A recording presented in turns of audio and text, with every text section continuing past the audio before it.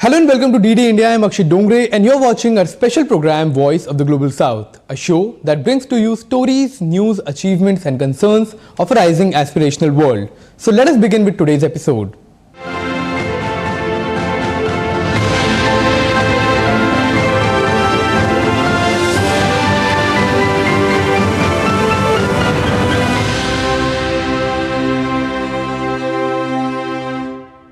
India has just conducted one of the largest tri-services live fire drills near the borders with Pakistan. The exercise, which was a demonstration of synergy among the armed forces, was attended by Indian Prime Minister Narendra Modi, who said that the dream of a developed India was unimaginable without a self-reliant India.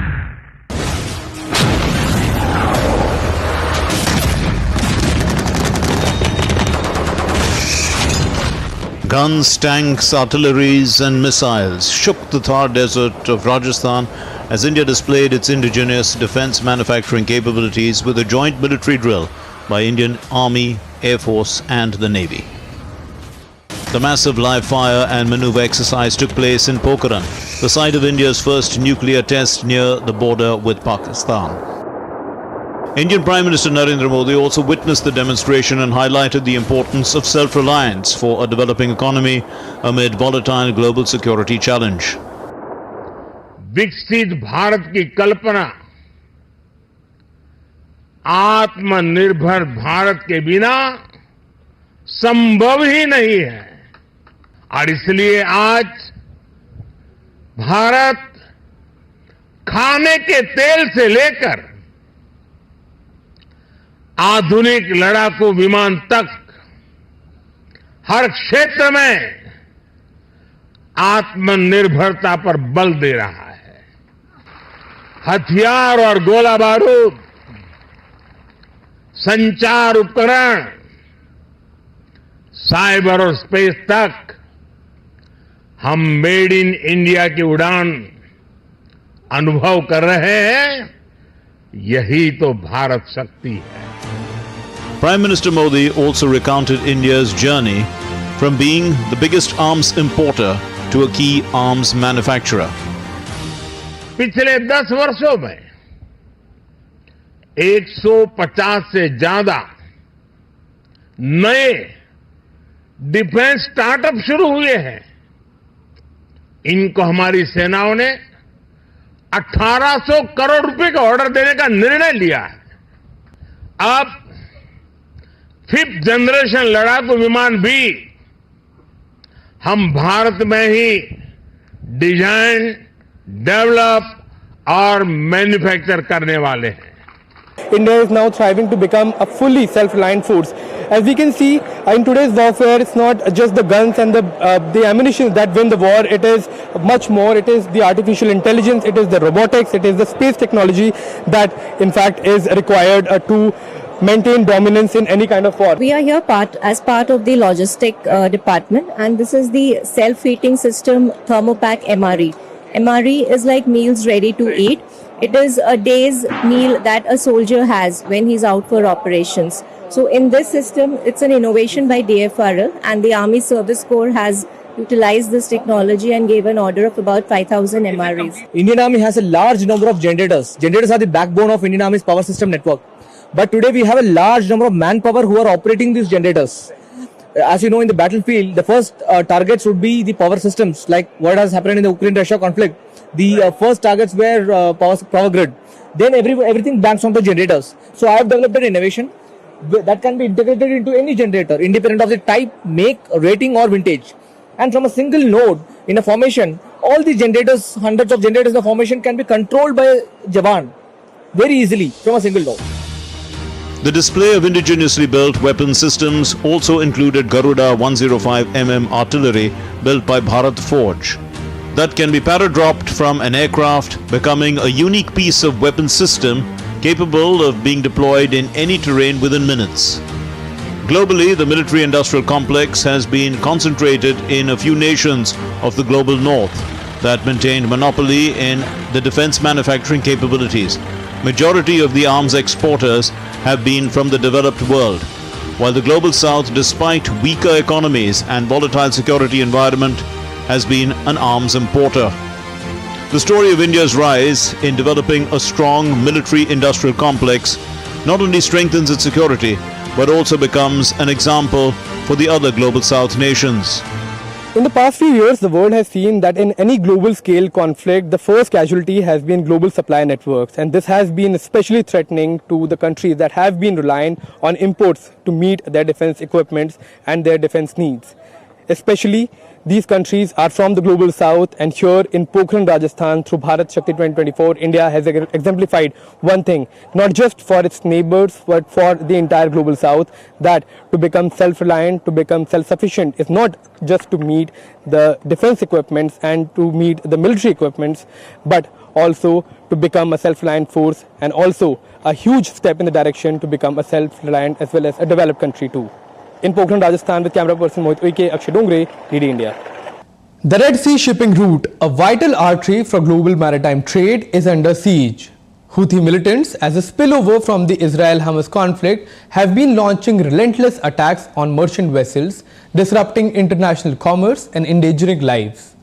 Despite efforts by the US-British coalition and other navies to curb these assaults, the situation is escalating, threatening world trade and setting up a dangerous precedent.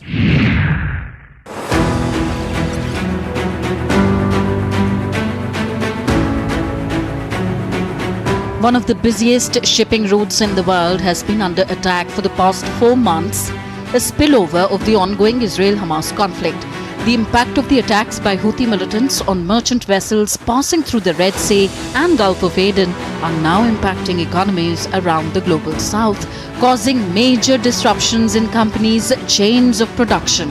On 19th November, Houthi terrorists hijacked a commercial ship in the Red Sea, and since then they have been launching dozens of missile and drone attacks on ships, some of which have caused serious damage.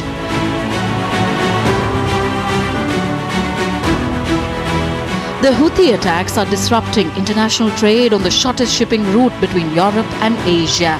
The attacks have pushed several commercial vessels passing through the Suez Canal and the Bab al-Mandeb Strait to take an alternative and much longer route around South Africa's Cape of Good Hope, causing major changes and delays.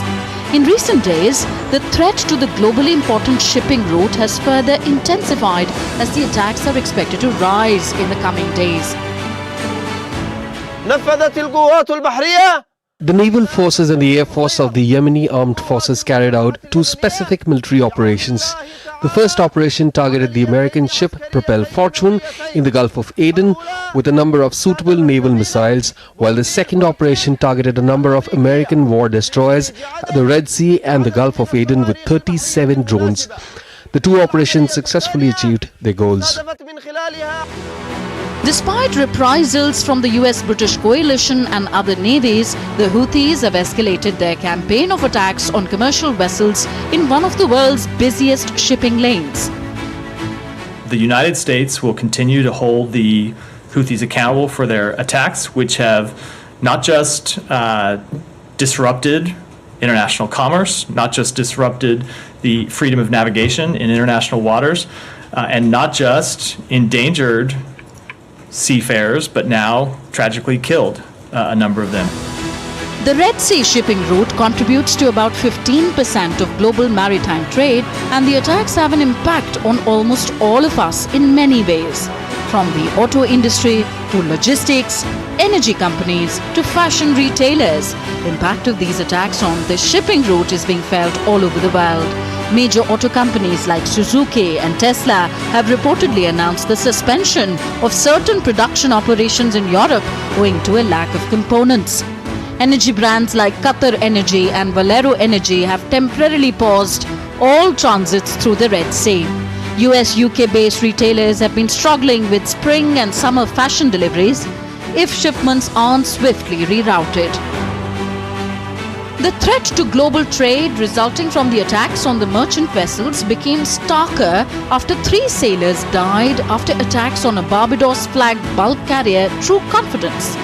Meanwhile, a Belize-flagged Lebanese-operated merchant vessel Rubimar sank in the Red Sea, along with 21,000 metric tons of fertilizers on board, which now poses a grave threat to the environment and region. The attacks on the merchant vessels have been a spillover of the ongoing Israel-Hamas conflict, which is showing no signs of truce in the coming days. As global navies scramble to contain these threats, the spectre of maritime insecurity looms large, posing a threat to the struggling economies of the region and impacting almost all of the global south. We will take a small break here and be back with more Global South stories on the other side. Keep watching.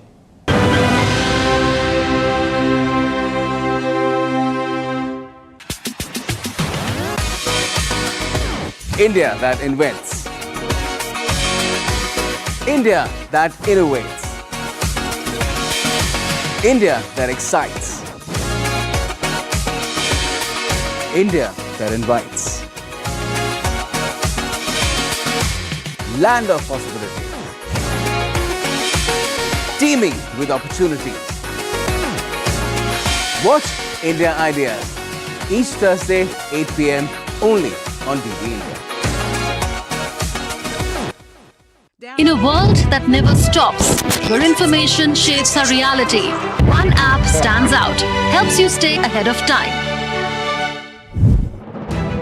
Introducing the DD India app, your gateway to a world of news right at your fingertips. Your most trusted source of news goes global, goes digital. Explore a world of options, top stories, live updates, in-depth analysis, and more. Stay informed wherever you are. Real-time alerts keep you ahead of the curve always. The DD India app, connecting you to the world one story at a time. Download now and explore the world of knowledge, insights, and authentic information. Welcome back. You're watching DD India and this is Voice of the Global South. Let's move on to our next stories.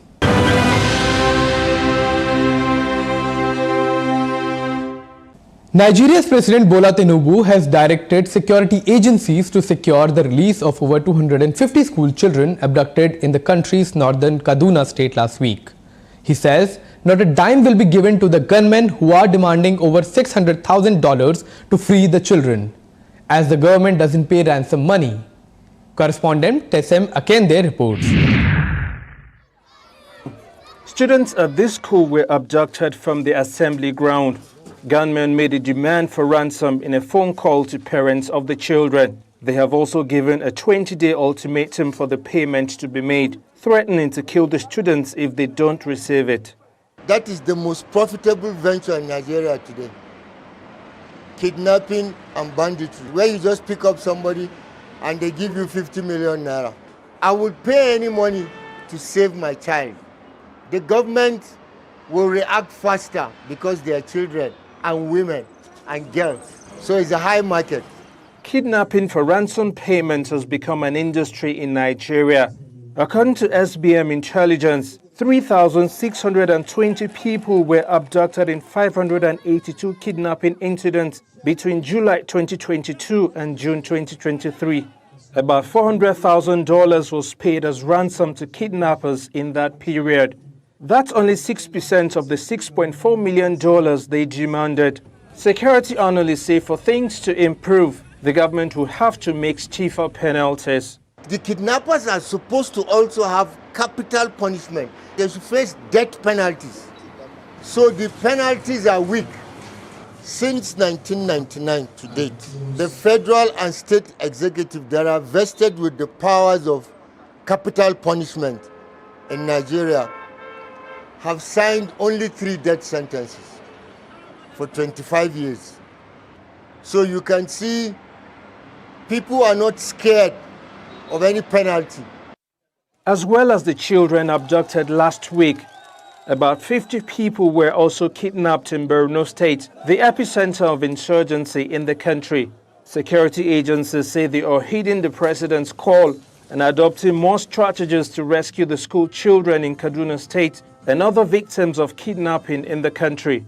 The Inspector General of Police has visited Kaduna State and said more security operatives have been deployed there and to other troubled parts of the country to secure the release of hostages. The personnel are to also avoid further attacks and abductions by gunmen. The government has also begun recruiting 30,000 police officers as part of measures to tackle insecurity in the country. But experts warn that doesn't go far enough. They insist enforcing the death sentence is the only deterrent to stop a spate of kidnappings. Kasim Akinde in Jos, reporting for DD India.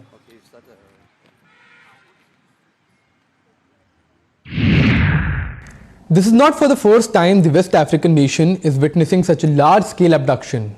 This incident is taking place exactly a decade since the notorious abduction of nearly 300 girls from school in Chibok in April 2014. Some of the girls were never released. But now, it's deja vu as the 10th anniversary of that tragedy looms. The mass abductions in Kaduna is the biggest from a school since 2021. And while the two incidents are not directly connected, it is a stark reminder that the threat remains in the nation. The government of Nigeria has made paying a ransom to free someone illegal. However, kidnap for ransom in Nigeria is a low-risk, high-reward business. Those abducted are usually freed after the money is handed over, and the perpetrators are rarely arrested. Now, what's the government doing is a big question. According to sources, more than 4,500 people have been kidnapped in less than a year after President Tinubu came to power in May 2023. While the government has taken steps to hire more police personnel, the lack of action against the gangs and religious extremism involved in such abductions have made it a lucrative business. In the recent abduction, President Tinubu has received flack for not doing enough to ensure the release, as he was seen inaugurating an airport named after himself. Now the question is, what are the reasons for increase in such abductions? The experts who have been tracking such incidents point toward a weakening economy of the country behind the rise in kidnappings and the inability of the government and the government forces to disrupt the kidnapping gangs' activities. Meanwhile, rising food costs have been worsened by the farmers not being able to access their fields to grow food, as they also fear being kidnapped or attacked. So while we hope for the early release and safe return of the children in Nigeria, the government has to do much more and take a range of steps, including strengthening border security, improving economy, and stringent action against the kidnapping gangs to break the back of these syndicates so the similar incidents never terrorize the people of Nigeria again. A devastating civil conflict has plunged Sudan in its worst hunger crisis in history. With over 25 million people trapped in a relentless cycle of food insecurity, the United Nations warns a looming catastrophe in Central Africa. Central Africa is witnessing the world's largest hunger crisis evolve at an unprecedented pace. Over 25 million people across Sudan, South Sudan, and Chad are trapped in a spiral of deteriorating food security. The condition is worst in Sudan, where a civil war between the army and the paramilitary force has shattered millions of lives and created the world's largest displacement crisis. And now this catastrophe also risks becoming the world's largest hunger crisis unless fighting stops. The condition in Sudan is so bad that over 90% of the population faces hunger at emergency levels. People are tired. There is no food. I used to be in good health before, but now my body is getting thin. It has been 2 months, and this is the 3rd month, and our bodies are getting thin. What will we look like a year from now? We will collapse to the ground. Available food is not enough for us. We have corn, but we don't have the money to grind it, and we don't have the money to buy cooking utensils. We can't buy onions or meat. The food that we have been given is not enough. The situation is difficult, and here there are no jobs. The United Nations warns that the war risks the spillover of this massive hunger crisis in neighboring South Sudan's overflowing transit camps, where 600,000 fleeing souls seek refuge. So there is a lot of challenge currently in the camp. The situation is really catastrophic, and in terms of food, let's say there have been no food distribution almost since 1 year now. And people are going hungry, and children also are suffering for severe malnutrition. Sudan's paramilitary Rapid Support Forces has been fighting Sudan's army for control of the country since April 2023 in a war that has killed thousands, displaced millions of people inside and outside the country, and sparked warnings of famine. Sudan has become a living nightmare. Almost half of the population, 25 million people, are in urgent need of food and medical aid. Some 80% of hospitals have been put out of service.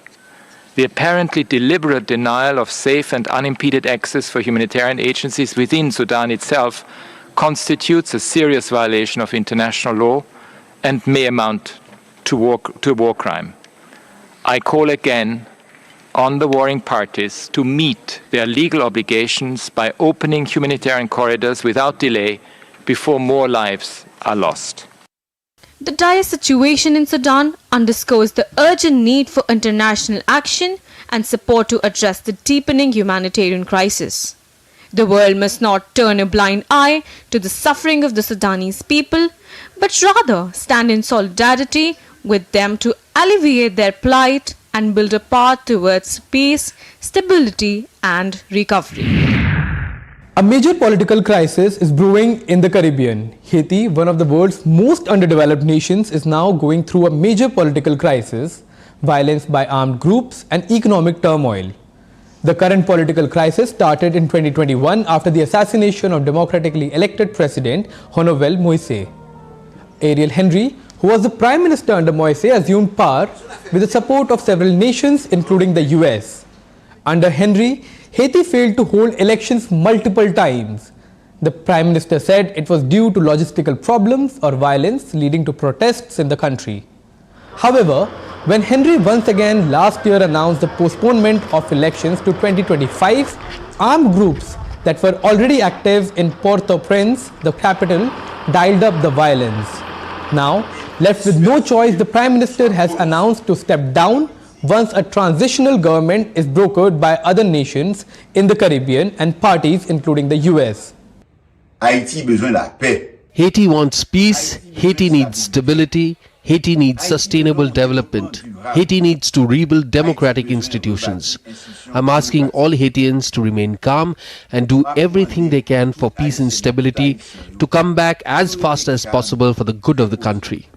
In Haiti, armed groups had existed even during the government of Moise. However, the power vacuum and political instability gave further rise to violence, with many leaders of these groups, these armed groups who now call themselves as community leaders, are openly threatening violence. If Ariel Henry doesn't step down, the country will suffer a genocide. If the international community continues to support Ariel Henry, they will lead us directly into a civil war that will end in genocide. The international community, especially the United States, Canada, France, and a core group will be responsible for all the people who die in Haiti. The armed groups who had been calling for Henry's resignation have already attacked public institutions, including stadiums, airports, banks and police stations as well. The crisis intensified after 2 prisons were raided, freeing about 4,000 prisoners. Many of those who escaped called their imprisonment as a kidnapping. I wasn't in jail. I was kidnapped. The criminal government headed by Ariel Henry kidnapped me. The god of life saved me by the skin of my teeth. While I was kidnapped, it was normal for people here to support me. Everyone knew that my arrest was not legal.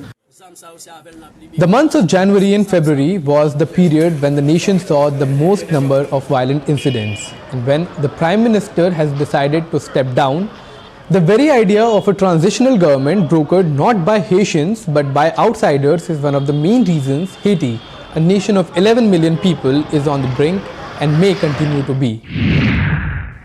A group of university students in Venezuela is trying to improve education standards in Caracas slums. They have designed a learning program by creating technology laboratories in low-income neighborhoods. DD correspondent Mary Trini Mena has more details from Venezuela's capital.